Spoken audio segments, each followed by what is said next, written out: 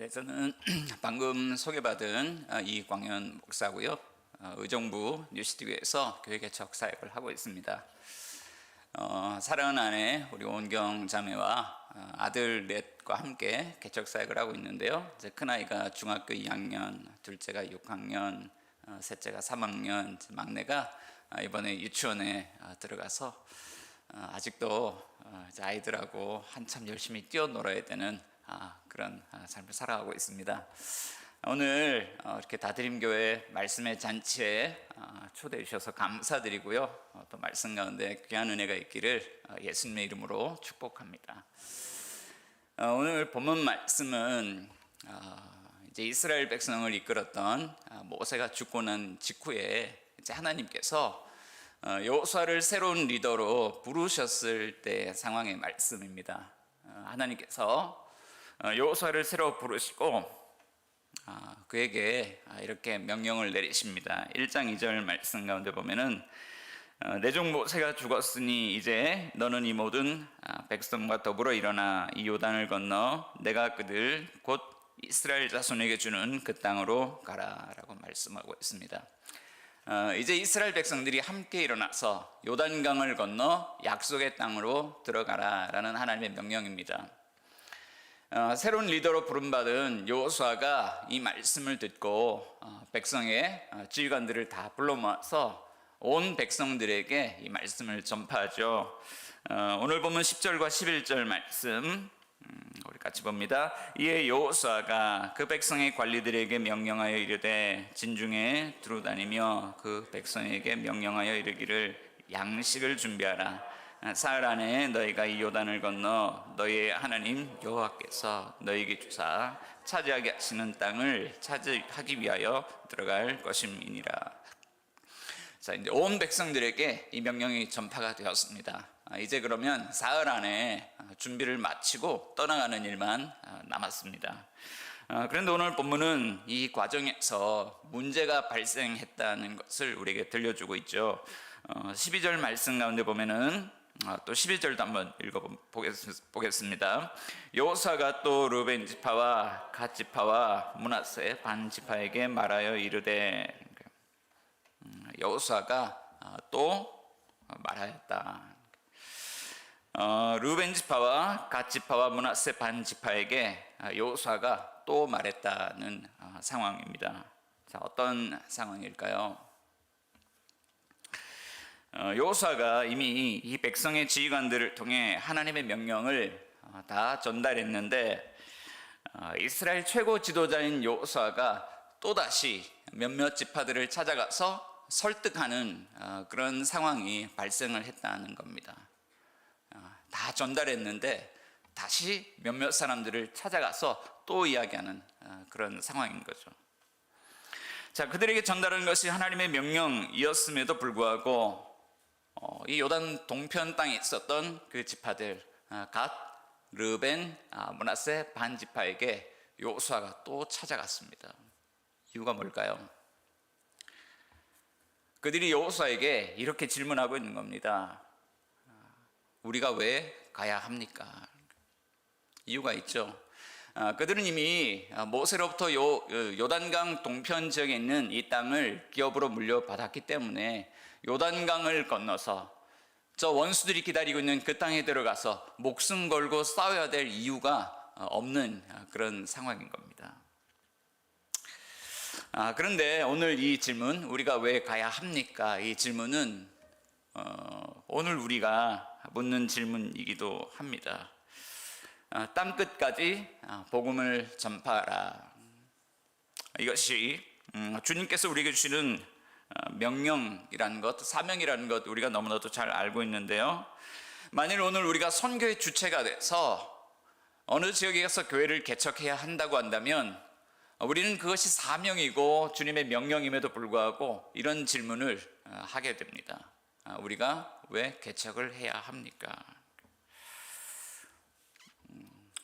우리 이미리 목사님께서 전화를 주셔서 목사님 교회를 왜 개척했는지, 왜 개척해야 되는지 좀 들려주세요, 이런 요청을 받고 사뭇 고민을 많이 하는 그런 시간을 좀 가졌습니다. 우리가 교회를 왜 개척해야 될까요? 최근 발표된 우리 교단 교세 통계 자료를 보면 교회를 왜 개척해야 되나 이런 생각이 더 많이 듭니다. 참고로 저희 교회도 평북노회 동시찰회 우리 다드림교회와 같은 시찰 소속 교회입니다. 2022년 8월 12일자 한국기독공보신문을 보면 2021년 12월 31일 기준 교세 통계 자료를 취합해서 우리 교단 총회에서 발표한 자료가 있습니다. 그 자료를 보면 코로나로 인하여 교회가 대면 예배를 드리지 못하는 동안에 교세가 많이 줄었다는 것을 알 수 있습니다. 자, 우리 통합교단 교인 총수는 2020년 기준보다 약 3만 4천 명이 줄었습니다. 그래서 235만 8,914명으로 집계가 되었는데 최근 통계 자료를 바탕으로 분석을 해보면 2028년이 되면 우리 교단 교인 총수가 200만 명 이하로 감소할 거다. 200만 명 선이 무너질 거다라고 전망하고 있습니다. 그런 반면 교회 숫자, 목회자 숫자, 장로님 숫자는 꾸준히 증가하고 있습니다. 2020년보다 교회는 80개가 늘어난 9,421개로 집계가 됐고요.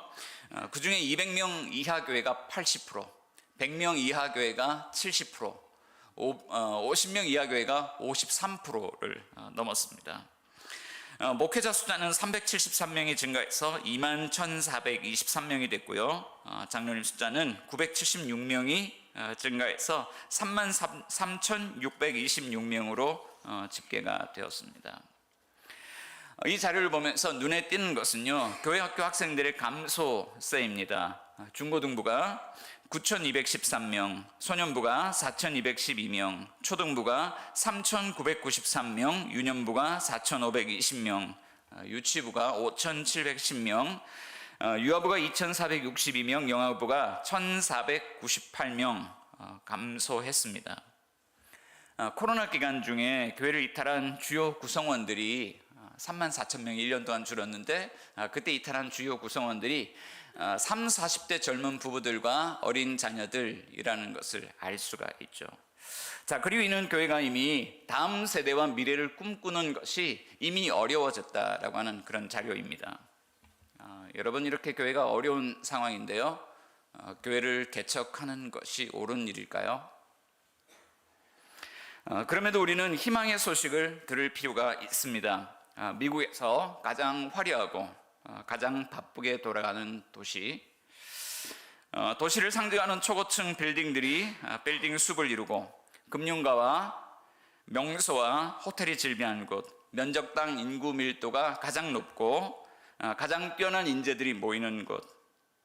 하지만 기독교의 복음이 사그라들 위기에 처한 도시, 바로 뉴욕이라는 도시인데요, 그 중에서도 오리지널 뉴욕이라 불리는 맨하튼이라는 곳에 어느 목사님이 교회를 개척했습니다.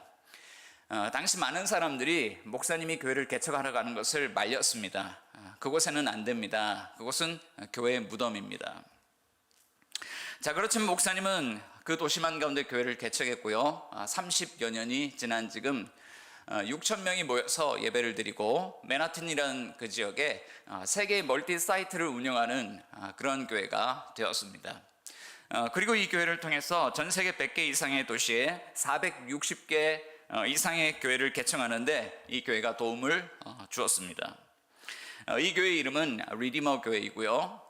이 교회를 개척한 목사님 이름은 팀 켈러입니다. 사람들은 궁금해했습니다.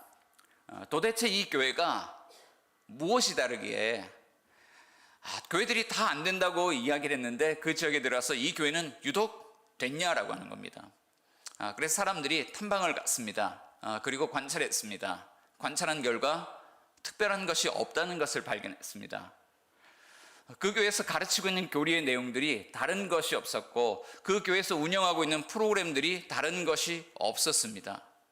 도대체 누구는 되고 누구는 안 되는 이유가 뭘까요? 센터처치라는 책의 선문을 통해서 팀 켈러 목사님은 우리에게 이렇게 대답을 합니다. 특별히 다른 것은 없지만 이것이 있습니다. 그게 바로 신학적 비전이라는 것입니다. 책의 설명을 통해서 정의를 내린다면 신학적 비전이란 교리적 기초를 가지고 특정한 시간과 장소에서 무엇을 행할 것인가에 대한 비전이라고 정의를 하고 있습니다. 쉽게 말하면 우리 하나님의 말씀인 이 성경을 가지고 우리가 살고 있는 도시 안에 들어가서 무엇을 행할 것인가에 대한 비전인 것입니다. 신학적 비전이 있는 교회는 교회가 성장하면서도 매너리즘에 빠지지 않습니다. 그리고 신학적 비전을 가지고 교회를 개척하는 개척교회는 방향을 잃지 않고 그들에게 주어진 문화적 상황 속에서 도시의 활력을 불어넣는 방식으로 교회 개척을 지속적으로 할 수 있습니다. 그래서 만일 교회 개척을 앞둔 교회들이 있다면 반드시 찾아야 되는 것이 바로 이 신학적 비전이고, 이미 교회를 개척한 교회라면 이 붙들고 있는 이 신학적 비전을 놓치지 않도록 잘 붙들고 가야 한다는 것이죠. 자, 오늘 본문 안에서 요단 동편 지파의 사람들이 이렇게 묻고 있습니다. 우리는 왜 가야 합니까? 자, 이것은 오늘 우리에게 이런 질문인 것이죠. 우리는 왜 교회를 개척해야 합니까? 라는 질문입니다. 자, 오늘 하나님은 본문 말씀을 통해서 우리에게 무엇이라고 말씀하고 있을까요? 자, 첫째로 하나님은 우리에게 안식이 흘러넘치는 땅이라는 도시 비전을 약속해 주셨기 때문에 우리는 교회 개척 현장으로 나가야 한다고 말씀하고 있습니다. 자, 안식이 흘러넘치는 땅이라는 도시 비전입니다. 자, 우리는 성경을 읽을 때 하나님께서 하시려는 일이 무엇인지 그 맥락을 고민할 필요가 있습니다. 하나님께서 왜 이 가나안 땅에 있는 가나안 여러 족속들을 왜 추방하려고 하시는지, 그리고 하나님께서는 왜 이스라엘 백성들을 이곳까지 이끌어서 이 가나안 땅을 그들에게 주시려고 하시는지, 우리가 인류애라는 그런 관점에서 이 사건을 대한다 그러면 하나님은 참 잔인하신 분이에요. 왜 잘 살고 있는 사람들을 쫓아내서 이 땅을 다른 사람들에게 줍니까? 그런데 이 사건을 하나님 중심적으로 읽어보면 하나님은 세속화된 도시, 하나님께 반역하는 도시, 죄와 악으로 물든 도시, 하나님의 안식을 잃어버린 도시를 심판하시고 하나님의 백성들을 통하여 그 도시를 거룩한 도시, 하나님의 안식으로 가득한 도시로 재건하길 원하신다는 것입니다. 당시의 여호수아는 우리가 왜 건너가야 합니까? 질문하는 요단 동편 지파의 사람들에게 어떤 해결책을 제시했을까요? 오늘 본문 안에서 여호수아는 이런 해결책을 제시하고 있습니다. 본문 13절 말씀인데요, 우리 다 같이 한번 읽어보도록 하겠습니다. 시작. 여호와의 종 모세가 너에게 명령하여 이르기를 너희의 하나님 여호와께서 너희에게 안식을 주시며 이 땅을 너에게 주시리라 하였나니 너희는 그 말을 기억하라. 자, 무엇을 기억해야 될까요? 너에게 이 땅을 주시고 안식을 누리게 하신 분이 누구냐라는 질문 앞에서 그가 바로 너희의 하나님이시다. 하나님 것을 기억해야 한다는 것입니다. 자, 여기서 안식을 주시며라는 그런 표현이 나오는데요, 이 부분을 NIV 성경을 읽어보면 현재 진행형으로 번역이 되어 있습니다. 그래서 안식이라는 단어를 쉼이라는 단어로 번역을 하고 있는데 쉼을 주고 있습니다 라고 번역을 하고 있어요. 자, 이것을 이렇게 좀 비유를 해볼 수 있을 것 같습니다. 우리가 수도꼭지에 물을 틀어놓으면 물이 콸콸콸콸 나옵니다. 이게 현재 진행형이죠. 그러나 이것이 현재 진행형이라는 것은 언제든지 수도꼭지를 잠그면 물이 끊어질 수 있다는 의미입니다. 다시 말하면 하나님께서 이 안식을 주시는 이 수도꼭지를 틀어놓고 이들에게 안식을 공급해 주시고 있는데, 이 안식은 하나님께서 수도꼭지를 잠그시는 그 순간에 언제라도 끊어질 수 있는 그런 안식이다 라고 말하고 있는 것이죠. 여러분, 이것이 참 두려운 겁니다. 우리는 완성된 하나님 나라에서 사는 것이 아니라 이미 임했지만 아직 완성되지 않은 하나님 나라에서 살아가고 있습니다. 베제와 포용이라는 책을 쓴 미로슬라브 볼프라는 신학자는 용서에 대한 묵상을 하면서 기독교 복음이 사라진 세상은 더욱 율법적으로 변할 수밖에 없다라고 이야기했습니다. 그러니까 율법적으로 변하면 항상 정죄가 넘치는 그런 사회가 되는 것이죠. 자, 이런 사회로 변할 수밖에 없는 것은 기독교 복음이 없는 세상은 십자가의 용서를 잃어버린 세상이기 때문이다라고 말하고 있습니다. 자, 교회가 다음 세대를 잃어버린다는 것, 우린 이것을 대단히 염려해야 합니다. 어르신들과 대화를 나누다 보면 종종 이런 말씀을 하십니다. 우리가 다음 세대에 무언가 물려줄 것이 있어야 되지 않겠냐. 우리 자녀들의 자손들에게 물려줄 나라가 있어야 되지 않겠냐. 이런 염려들을 참 많이 하십니다. 자, 어쩌면 우리가 세계적으로 정말 부유하고 부강한 나라를 물려줄 수 있을지도 모르겠습니다. 자, 그러면 우리가 성공적인 한 세대를 살았다고 자부할 수 있을까요? 만일 그런 나라를 물려줄 수 있다고 하더라도 기독교 복음을 잃어버린다면 우리는 그들에게 아무것도 물려주지 않은 것이나 다름없습니다. 왜냐하면 기독교 복음이 없는 세상, 십자가의 용서를 잃어버린 세상에서 우리의 다음 세대는 결코 안식을 누릴 수 없기 때문입니다. 자, 그래서 하나님이 주시는 안식을 온전히 받아 누리기 위해서 우리는 어떤 신앙적인 삶의 결단이 필요합니다. 본문 15절 말씀 가운데 보면 자, 그 결단 이렇게 이야기를 합니다. 15절 같이 한번 읽어보겠습니다. 여호와께서 너희를 안식하게 하신 것 같이 너희의 형제도 안식하며 그들도 너희 하나님 여호와께서 주시는 그 땅을 차지하기까지 하라. 여기까지 읽겠습니다. 자, 어떤 결단이냐면 다른 지파의 형제들도 너희가 얻은 것처럼 하나님이 주시는 땅, 하나님이 주시는 안식을 얻을 때까지 너희가 요단강을 건너 그들과 함께 싸워야 한다. 자, 성경 그걸 우리에게 말씀하고 있죠. 자, 이것은 우리 교회 공동체만 좋은 신앙의 문화를 가졌다고 해서 그것이 결코 온전하다고 말할 수 없는 이유입니다. 이 서울이라는 도시 안에 다드림교회 부흥되고 다드림교회 너무 좋을 수 있습니다. 좋은 신앙적인 문화를 가질 수 있습니다.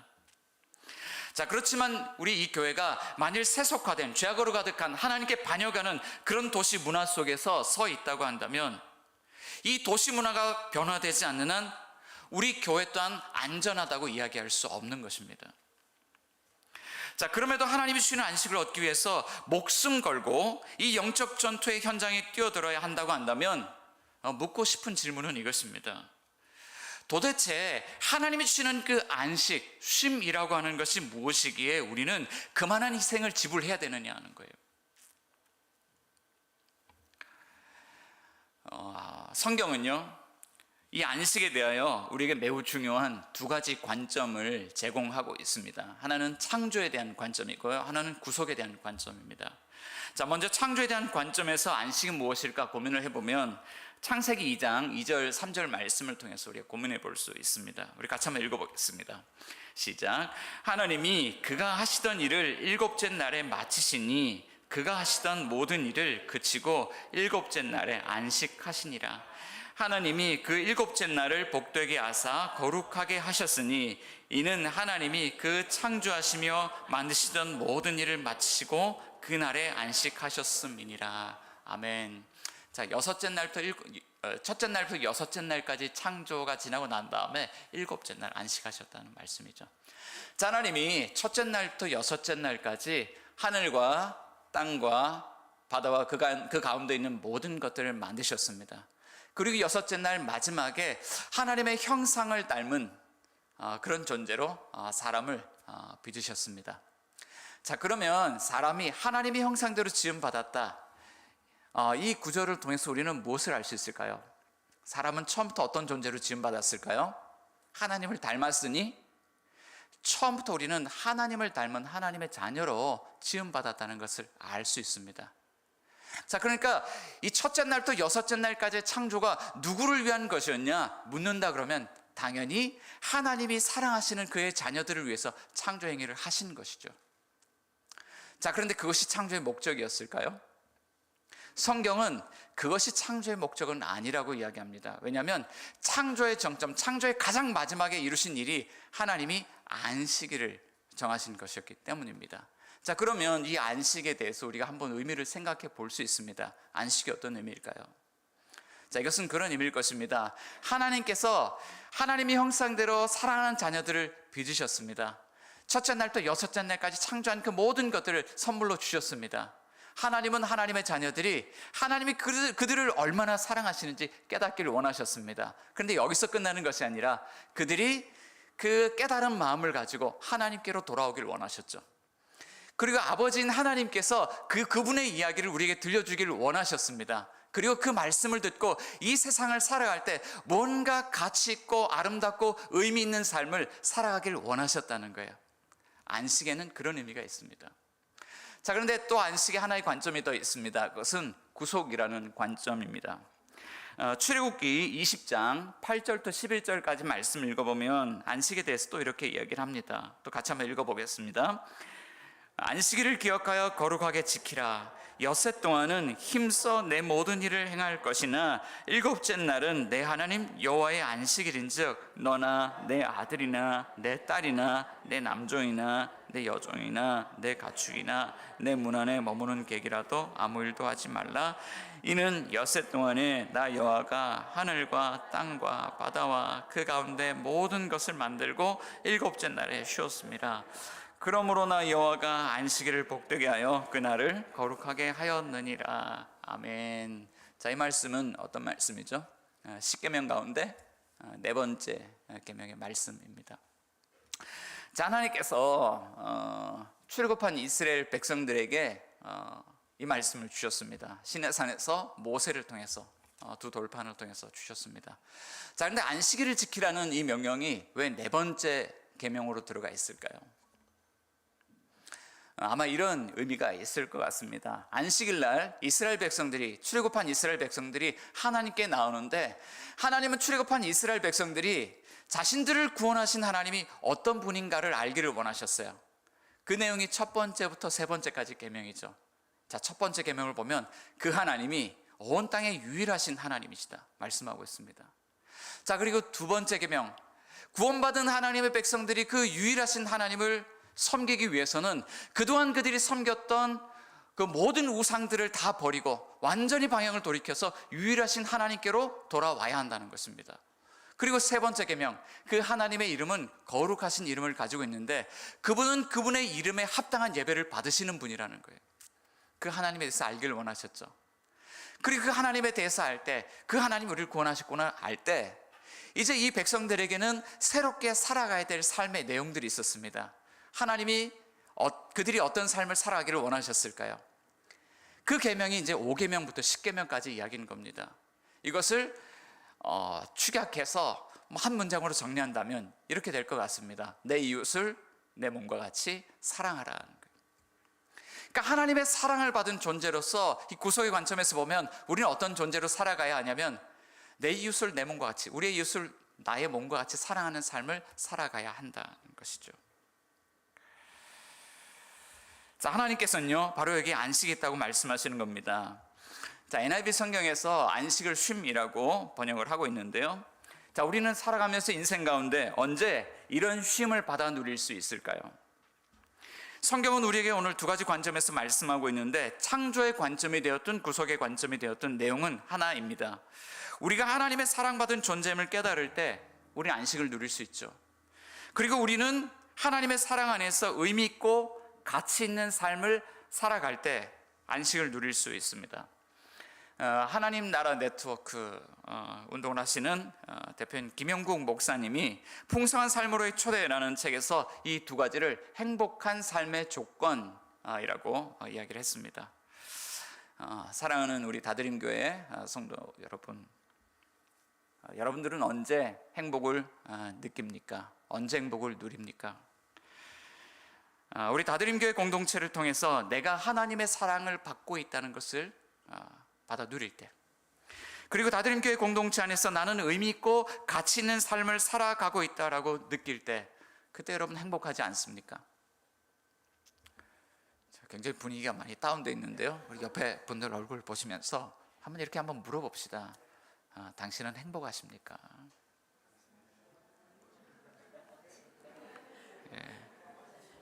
죄송합니다. 제가 처음부터 긴장을 너무 많이 해가지고 목소리도 잠기고.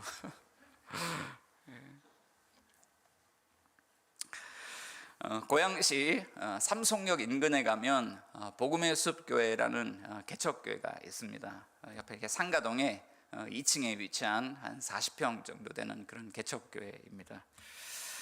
저와 함께 우리 시티 투 시티 코리아에서 함께 개척 훈련을 받았던 목사님이 분립 개척을 통해서 나와 있는 개척교회입니다.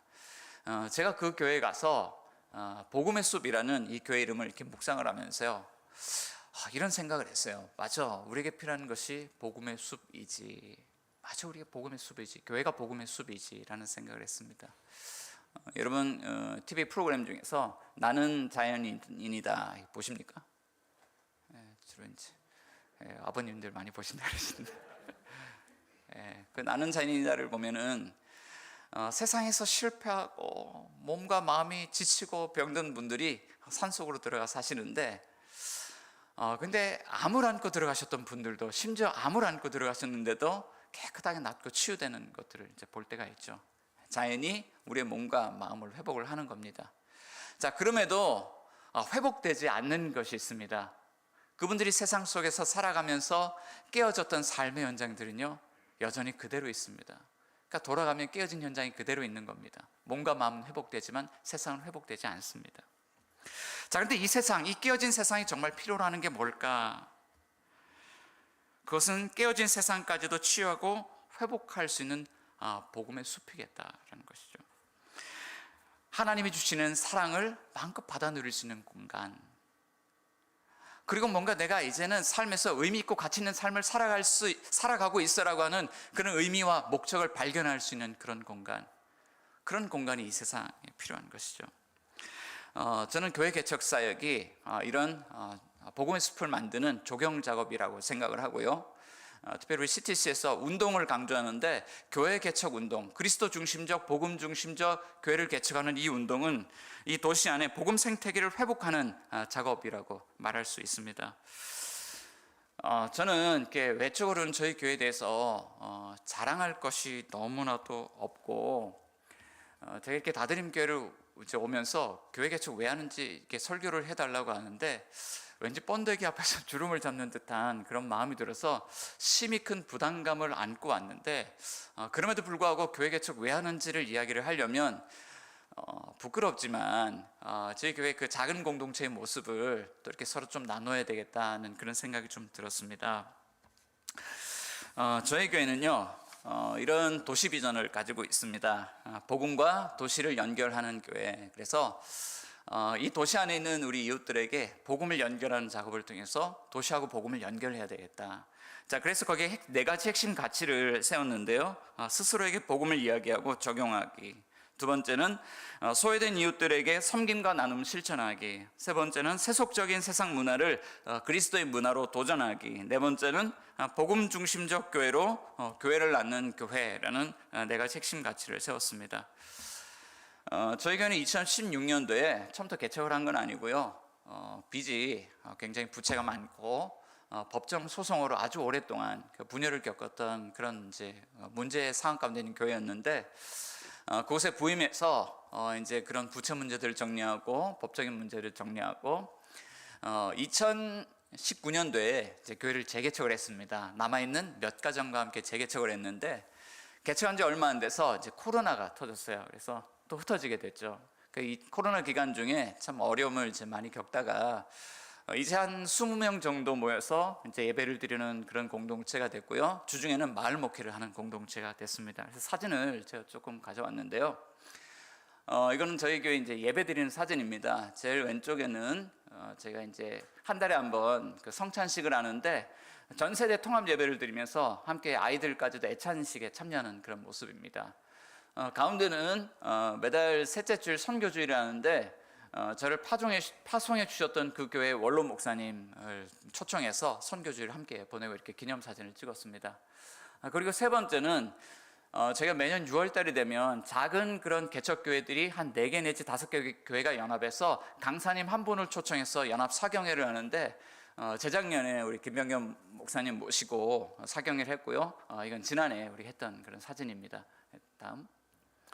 네, 저희 교회 이제 교제하는 모습인데요. 주일 예배 후에 이렇게 저희가 소그룹으로 모여서 말씀의 은혜를 나누고 근황과 기도 제목을 나누고 함께 기도하는데, 그날 생일자가 있어서 저렇게 생일 축하해 주는 그런 모습입니다. 그리고 가운데는 성탄절날 행사를 했던 사진인데요. 그때 이렇게 모여서 1부는 예배를 드리고 2부 밥 먹고 3부 때 그 네덜란드 전통 스포츠인데 슐런이라는 걸 갖다 놓고 함께 교제를 한 모습이고요. 세 번째는 저희 교회 이제 아이들이 8명이 있습니다. 이 아이들과 함께 개학 전에 저렇게 모여서 풋살장을 하나 빌려서 축구를 하는 모습입니다. 다음. 저희가 주중에 교회 밖 비신자들을 만나고 또 도시 안에서 공적인 사역들을 하고 있는데요. 의정부시 장애인 슐런협회, 또 평생학습원, 그리고 경기도 시각장애인 복지관과 함께 장애우들을 돕는 사역을 하고 있습니다. 그래서 제일 왼쪽에는 지적장애우들과 그 보호자분들인데요. 그분들과 함께 담길 스포츠 강의를 진행했고요. 가운데는 그 비신자들 가운데 봉사자들입니다. 그래서 장애우들을 섬긴다고 함께 봉사하겠다고 오시는 분들인데 한 20명 정도 이렇게 들어왔는데 저분들 가운데 작년에 비신자 한 그룹 성경 공부가 진행이 됐고요. 한 10년간 교회를 떠났던 가나안 성도 한 가정이 교회로 돌아오는 일이 있었습니다.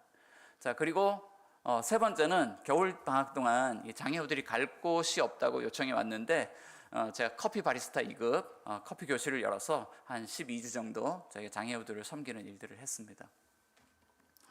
자, 여러분, 하나님께서 오늘 우리에게 말씀하시는 것이 무엇일까요? 하나님, 우리 교회가 하나님의 말씀을 가지고 세상 속으로 들어가는 일들을 통해서 이 도시를 새롭게 변화시키는 일들을 하신다고 말씀하고 있습니다. 자, 그럼 이런 질문을 하실 분들도 있을 것 같습니다. 지금 이 땅에 교단과 교파를 초월해서 수많은 교회들이 개척이 되어 있고 세워져 있는데 오늘 우리가 살아가는 세상은 왜 이렇게 아픕니까? 왜 이렇게 끼어져 있습니까? 혹은 또 오히려 교회가 세상 사람들로 하여금 복음과 더 멀어지도록 장애물 역할을 하는 교회들도 있는데 왜 그렇습니까? 정말 교회가 도시를 변화시킬 수 있나요? 이런 질문을 하실 수 있을 것 같습니다. 자, 오늘 하나님 무엇이라고 말씀할까요? 말씀해 주실까요? 두 번째는 하나님의 약속에도 불구하고 불신앙으로 실패했던 순간들을 우리는 기억해야 한다고 말씀하고 있습니다. 여호수아는 요단 동편 지파 사람들에게요, 또 하나 기억해야 될 것이 있다고 말씀합니다. 본문 13절인데 우리 한 번 더 읽어보도록 하겠습니다. 시작. 여호와의 종 모세가 너희에게 명령하여 이르기를 너희의 하나님 여호와께서 너희에게 안식을 주시며 이 땅을 너희에게 주시리라 하였나니 너희는 그 말을 기억하라. 자, 첫 번째는 하나님을 기억하라는 것이고 두 번째는요, 여호와의 종 모세가 너에게 명령한 것, 너희는 그 말을 기억하라 그러죠. 자, 모세와의 만났던 그 만남을 기억하라. 그때 나누었던 대화를 기억하라. 자, 여호수아가 그렇게 말하고 있죠. 사실 오늘 본문은 모세가 죽고 난 이후에 여호수아가 새로운 리더로 됐을 때 이야기이기 때문에 모세가 살아있을 때라는 이야기는 이 오늘 본문은 어떤 다른 사건을 배경 본문으로 가지고 있는 본문이라는 그런 이야기입니다. 그 모세와의 만났던 그런 내용이 민수기 32장에 나와 있는데요. 이 내용을 대략 간추려 보면 이렇습니다. 당시 이스라엘 백성들이 이제 요단 동편 지역을 먼저 점령하고 있던 두 왕이 있었는데 헤스본 왕 시온과 바산 왕 옥이라는 이 두 왕과 싸워서 이겼었습니다. 자, 이 두 왕은 강력한 군사력을 바탕으로 그곳을 점령하고 있었는데 하나님께서 이 지역을 점령할 수 있도록 그들을 인도하셨죠. 자, 이때 가축대가 너무 많아서 고민을 하고 있던 그 두 지파가 있었습니다. 그들은 갓 지파와 루벤 지파였죠. 자, 그들이 이제 모세를 찾아와서 이런 부탁을 하는 겁니다. 우리가 만일 당신에게 은혜를 입었으면 이 땅을 당신의 종들에게 소유로 주시고 요단강을 건너지 않게 하소서. 자, 우리 가축들이 힘이 많은데 우리 요단강 건너지 않고 이 땅에 살 테니까 이 땅을 우리에게 주시면 좋겠습니다. 이런 부탁이죠. 자, 이때 모세는 어떻게 대답했을까요? 자, 모세는 40년 전에 끔찍한 기억을 떠올렸습니다. 그것은 약속의 땅을 얻는 일에 실패했던 기억이었습니다. 모세는 화를 내며 말했습니다. 너희 형제들은 싸우러 가거늘 너희는 여기 앉아 있고자 하느냐? 너희가 어찌하여 이스라엘 자손에게 낙심하게 하여서 여호와께서 그들에게 주신 땅으로 건너갈 수 없게 하려 하느냐? 자, 40년 전에도 그들은 약속의 땅에 들어갈 기회가 있었습니다. 그러나 실패했습니다. 몇몇 사람들의 불신앙이 원인이었습니다. 하나님 분명 그들에게 땅을 주신다고 약속하셨는데 그들은 하나님을 신뢰하지 않았고 그들은 사람들에게 부정적인 보고를 했고 낙심하게 했고 결국 온 이스라엘 백성들이 약속의 땅 앞에서 등을 돌리는 그런 실수를 범하고 말았습니다. 이때 여호와께서 진노하셨습니다. 맹렬히 진노하셨습니다. 출애굽한 백성들 중에 20세 이상으로는 한 사람도 약속의 땅을 보지 못하리라. 진노로 저주를 내리셨어요. 자, 그 결과로 그들은 40년 동안 광야에서 방황하며 유리하는 삶을 살다가 죽음을 맞이하는 결과를 맞이했습니다. 자, 모세는 자신의 인생 가운데 그때 40년 전에 이스라엘 백성들이 실패했던 그 순간을 가장 뼈아픈 실패의 순간으로 기억하고 있었습니다. 그리고 묻고 있죠. 너희가 또 실패하려느냐? 그리고 지금 이 순간 여호수아가 요단 동편 지파 사람들에게 그 질문을 떠올리며 다시 묻고 있는 것입니다. 여러분, 다시 실패하시렵니까? 자, 이때 요단 동편 지파 사람들이 급격하게 마음을 돌이킵니다. 너무 당황스러운 그런 내용인데요. 16절부터 18절까지 한번 읽어보겠습니다. 자, 시작. 그들이 여호수아에게 대답하여 이르되 당신이 우리에게 명령하신 것은 우리가 다 행할 것이요 당신이 우리를 보내시는 곳에는 우리가 가리이다. 우리는 범사에 모세에게 순종한 것 같이 당신에게 순종하려니와 오직 당신의 하나님 여호와께서 모세와 함께 계시던 것 같이 당신과 함께 계시기를 원하나이다. 누구든지 당신의 명령을 거역하며 당신의 말씀을 순종하지 아니하는 자는 죽임을 당하리니 오직 강하고 담대하소서. 자, 그들이 뭐라고 대답하냐면요, 16절 보니까 당신이 우리에게 명령하신 것은 우리가 다 행하겠습니다. 어디든지 가겠습니다. 그리고 심지어 이렇게 이야기를 하죠. 누구든지 당신의 명령을 거역하며 순종하지 않는 사람이 있다 그러면 죽임을 당할 것입니다. 자, 조금 전까지 우리가 왜 건너가야 될까요? 이렇게 뺀질뺀질한 질문을 했던 사람들이 완전히 마음을 돌이켰어요. 급진적으로 마음을 돌이켜서요, 우리가 순종하겠습니다. 순종하지 않으면 죽겠습니다. 라고 대답을 하고 있는 것이죠. 여러분, 갑자기 이렇게 태도가 변한다 그러면 당황스럽지 않습니까? 그러면 그들의 대답은 진실합니까? 그들이 정말 40년간 광야 생활하면서 모세에게 범사에 순종하였습니까? IJM이라는 인터내셔널 저스티스 미션이라는 그 단체 총재 게리 하우겐이 정의를 위한 용기라는 책에서 현대 그리스도인들에 대해서 이렇게 말하는 구절이 있습니다. 현대 그리스도인들이 실제로는 믿지 않는 가장 경이로운 사실을 말할 줄 아는 놀라운 능력을 소유한 것 같다. 오늘 이 시대 그리스도인들이 신앙의 언어로 말은 유수같이 잘하지만 실제로 그들은 다른 삶을 살아가고 있다는 것입니다. 이런 두 가지 유형으로 좀 설명을 할 수 있을 것 같습니다. 하나의 유형은 하나님 말씀 앞에서 도망치는 유형입니다. 선지자 요나가 그랬습니다.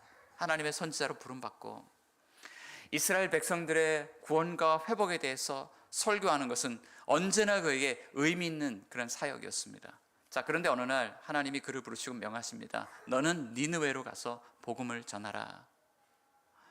자, 그랬더니 선지자가 하나님의 말씀을 버리고 반대쪽으로 도망치기 시작합니다.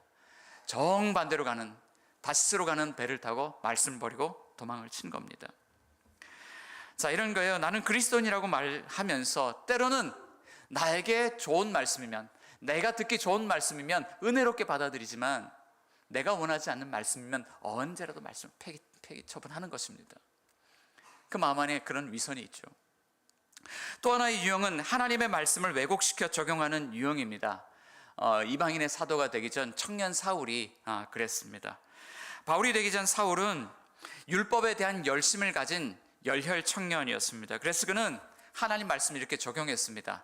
내가 하나님께 열심을 다하는 삶, 내가 율법에 열심을 다하는 삶은 그리스도와 교회를 박해하는 것이다. 그리고 이렇게 율법으로 열심을 다하는 삶이 나를 구원하는 길이야 라고 생각했습니다. 자, 그런데 율법의 기능에 대해서 그가 놀라운 이야기를 하죠. 율법은 거룩하고 의롭고 선하지만 우리를 구원하는 기능은 없다고 이야기를 합니다. 자, 율법은요, 우리가 죄인된 것만을 고발하는 것입니다. 자, 하지만 하나님의 말씀이 왜곡되어서 적용될 때 율법이 나를 구원할 줄로 알고 우리는 자기 의로서, 내 힘으로써 그런 바리새인과 같은 종교인의 삶을 살아갈 수 있다는 것이죠. 싱클레어 퍼거슨이라는 신학자가 있는데요, 그가 온전한 그리스도라는 책을 통해서 어떤 논쟁에 대해서 소개를 하면서 복음을 가장하여 교회에 들어와 있는 이 두 얼굴을 하나는 율법 폐기주의, 하나는 율법주의라고 이야기를 했습니다. 율법 폐기주의는요, 마음에 들지 않을 때 이 말씀을 언제든 버릴 수 있는 것이고, 율법주의는 내 힘으로 말씀 붙들고 살아가는 겁니다. 자, 그런데 이런 삶에는 좀 더 근원적인 문제의 원인이 있습니다. 팀 켈러 목사님이 거짓 신들의 세상이라는 책을 통해서요, 우리에게 마음의 우상이 있다는 것을 이야기를 하고 있습니다. 교회를 개척하는 현장에서 하나님보다 안전을 더 사랑하고 더 중히 여기는 사람이 있다면 그는 어떤 삶을 살아갈 수 있을까요? 교회 개척을 하다 보면 개척 현장이 정말 허탈하게 느껴질 때가 있습니다. 상가 개척교회는 한 사람 전도하는 것이 정말 하늘의 별 따기처럼 어렵습니다. 그리고 전도를 해놨는데 어느 순간 아주 쉽게 교회를 떠나가는 겁니다. 큰 교회들이 이렇게 수평 이동들을 많이 하니까 또 뭐 몇 가정이 등록했습니다라고 이야기했는데, 비신자 한 사람을 전도하는 것은요, 상가 개척교회나 우리 이제 기성교회들이나 다를 바 없이 어려운 거라고 생각을 합니다. 상가 개척교회는요, 정말 한 사람이 소중하고 한 사람을 사랑합니다. 그런데 왔다가 떠나가요. 마음 안에 불안함을 느끼는 순간입니다. 자, 그런데 반대로 이런 경우도 있습니다. 정말 내 힘으로, 자기 힘으로 붙잡고 놓지 않고 열심히 사는 겁니다. 저희 가정 이야기를 조금 하면요, 저희 둘째하고 넷째는 학교를 다니지만 첫째하고 셋째는 학교를 다니지 않습니다. 그래서 저희 아내와 홈스쿨을 통해서 공부를 하고 있습니다. 그런데 어느 날 아내가 와서 여보, 나 그만둬야 되겠어, 나 못하겠어 그러더라고요. 너무 힘들다는 이야기입니다. 자, 그러면 또 다음 날이 되면 꿋꿋하게 또 홈스쿨링 자리로 나아갑니다. 왜 그럴까요? 우리 아이들의 그런 미래와 안전의 문제가 이 교육 현장이라는 것에 매달려 있기 때문에 그렇습니다. 그러니까 힘들어도요, 은혜로 하는 것이 아니라 내 힘으로 그것을 지키려고 애를 써서 그렇게 하는 겁니다. 말씀을 버리고 도망치든지 아니면 내 힘으로 자기 의로 살아보려고 발버둥을 치든지. 자, 그러나 이런 삶의 방식이 오히려 하나님의 계획을 가로막고 있다고 이야기하고 있는 것이죠. 오늘날 이제 많은 교회들이 교회 본질을 잃어버리고 우리가 이해할 수 없을 정도로 상당히 이상한 그런 모습으로 변질되어 있을 때 그 안에는 이런 문제를 안고 있는 겁니다. 하나님에 대한 불신앙의 차원을 넘어서 눈에 보이지 않는 그런 우상 숭배의 문제들을 안고 있다는 거예요. 매일같이 우리가 점검하는 내용인데요, 한번 우리 스스로에게 물어봤으면 좋겠습니다. 혹시 오늘 여러분들의 마음속에는 하나님보다 더 사랑하고 하나님보다 더 중히 여기는 것이 혹시 있지는 않습니까? 혹시 그것을 잃어버린 것 때문에 내 삶의 가치와 의미가 사라진다고 여기는 것이 있지는 않습니까? 안타깝게도 구약 성경의 이야기는요, 약속의 땅을 차지했던 이스라엘 백성들의 실패에 대한 이야기입니다. 결국 그들도 그 땅에서 쫓겨나는 그런 결말을 맞이하게 돼요. 자, 이제 오늘 우리는요, 이제 결론을 이야기를 할 때가 된 것 같습니다. 그러면 오늘 우리는 어떻게 하나님이 주시는 도시 비전을 위해서 교회 개척을 할 수 있을까요? 자, 마지막으로 하나님은 오늘 우리를 위해서 모세와 같은 탁월한 리더, 지도자를 보내주신다고 말씀합니다. 리더가 탁월하면 팀원들은 모두 그를 따르게 되어 있습니다. 여러분 살딩크 아시죠? 살딩크라 불리는 박항서 감독이 베트남에 가서 축구 대표팀을 맡아서 큰 성공을 거두고 돌아왔습니다. 그 이유가 무엇일까? 그 이유는 이렇게 이야기합니다. 그에게 파파 리더십이 있다. 그래서 이 선수들에게 정말 아버지와 같은 마음으로, 아버지와 같은 모습으로 다가설 때 이 선수들이 원팀이 됐고, 뭐 특출나게 뛰어난 선수가 없지만 이 선수들이 아주 좋은 그런 성적을 거두었다는 이야기죠. 이와 같이 리더가 중요합니다. 당시 요단동 편지파의 사람들이 이런 희망을 품고 있었습니다. 17절 하반절 말씀 보면, 오직 당신의 하나님 여호와께서 모세와 함께 계시던 것 같이 당신과 함께 계시기를 원하나이다. 당신의 하나님 여호와께서 모세와 함께 계시던 것 같이 여호수아와 함께 계시기를 원한다 말하고 있죠. 자, 만일 당신이 하나님이 함께 하시는 종이라 그러면 오늘 우리는 당신과 함께 싸우러 가겠습니다 라는 대답입니다. 자, 그런데 성경은요, 하나님이 그런 리더를 오늘 우리에게도 보내주신다고 말씀하고 있는 거예요. 신명기 18장 15절 가운데 보면 우리 같이 한번 읽어보겠습니다. 시작. 내 하나님 여호와께서 너희 가운데 내 형제 중에서 너를 위하여 나와 같은 선지자 하나를 일으키시리니 너희는 그의 말을 들을지니라. 나와 같은 선지자, 모세와 같은 선지자, 정말 하나님의 능력의 종으로서 이스라엘 백성들을 애굽 땅에서 건져내고 인도했던 그 선지자, 그런 선지자를 세우신다는 거예요. 근데 그가 누구일까요? 신약 성경을 읽어보면 여러 단서들이 나오는데 신약 성경 히브리서 기자는 하나님이 보내주시는 모세와 같은 선지자가 오늘 본문 속의 여호수아는 아니라고 이야기합니다. 히브리서 4장 8절 또 한번 읽어볼까요? 자, 시작. 만일 여호수아가 그들에게 안식을 주었더라면 그 후에 다른 날을 말씀하지 아니하셨으리라. 자, 여호수아가 그 안식을 주는 여호수아가 아니라는 거예요. 자, 그러면 그 탁월한 선지자는 누구일까요? 사도행전 3장 말씀을 보면 훗날 베드로 사도가 성전 미문 앞에서 한 안진뱅이를 일으키는 이적을 행합니다. 그리고 그 현장에서 그 사건을 목격했던 사람들에게 설교를 하죠. 그때 이 말씀을 설교합니다. 사도행전 3장 22절 보면 모세가 말하되 주 하나님이 너희를 위하여 너희 형제 가운데서 나 같은 선지자 하나를 세울 것이니 너희가 무엇이든지 그의 모든 말을 들을 것이라. 그 선지자 한 사람 때문에 이 사람이 일어났습니다. 설교한 거죠. 근데 그가 누구일까? 사도행전 3장 20절에 이렇게 이제 증언하고 있습니다. 3장 20절 같이 한번 읽어보겠습니다. 시작. 주께서 너희를 위하여 예정하신 그리스도 곧 예수. 네, 주께서 너희를 위하여 예정하신 그리스도 곧 예수. 그가 여호수아이다. 그러니까 구약에서 여호수아라는 말과 신약에서 예수라는 이름이요 같은 이름입니다. 자, 그러면 예수님이 어떻게 우리의 리더가 될 수 있는가? 히브리서 기자는 그 이야기를 계속 풀어가고 있죠. 히브리서 4장 14절 말씀입니다. 또 한 번 더 읽습니다. 시작. 그러므로 우리에게 큰 대제사장이 계시니 승천하시니 곧 하나님의 아들 예수시라. 우리가 믿는 도리를 굳게 잡을지어다. 우리에게 큰 대제사장이 계신다. 그가 하나님의 아들 예수시다. 자, 이 대제사장은요 1년에 한 번 대속죄일이 되면 하나님의 백성들을 대표해서 지성소 안에 들어가는 사람입니다. 자, 그런데 그것이 대단히 위험합니다. 하나님이 우리를 바라보실 때, 우리 안에 죄가 있을 때 우리를 바로 그 현장에서 죽이실 수도 있기 때문에 대제사장들이 그 안에 들어갈 땐 반드시 발목에 끈을 묶고 들어갑니다. 자, 그런데 예수님은 어떤 대제사장일까요? 자, 본문이 이렇게 이야기를 하고 있는 거예요. 그는 백성들의 죄 사함을 위하여 지성소로 나아가는 대제사장이 아니라 십자가로 나아가는 대제사장이다. 자, 십자가로 나아간다는 것은요 죽으러 간다는 의미입니다. 형벌당하러 간다는 의미입니다. 심지어 그 대제사장은 발목에 끈도 묶지 않고 갑니다. 죽으러 가는 겁니다. 자, 여기서 우리가 믿는 도리를 굳게 잡을지어다 그러면서 승천하셨다는 말을 하고 있습니다. 자, 이 승천하셨다는 것은 우리가 믿는 이 도리를 아주 요약해서 한마디로 표현한 말이죠. 승천하셨다는 것은 이 모든 이야기를 다 품고 있습니다. 예수님이 십자가에서 죽으셨고 사흘 만에 죽은 자 가운데서 살아나셨고 그 부활하신 예수님이 승천하셨다. 우리가 믿는 도리를 굳게 잡을지어다, 이런 뜻이죠.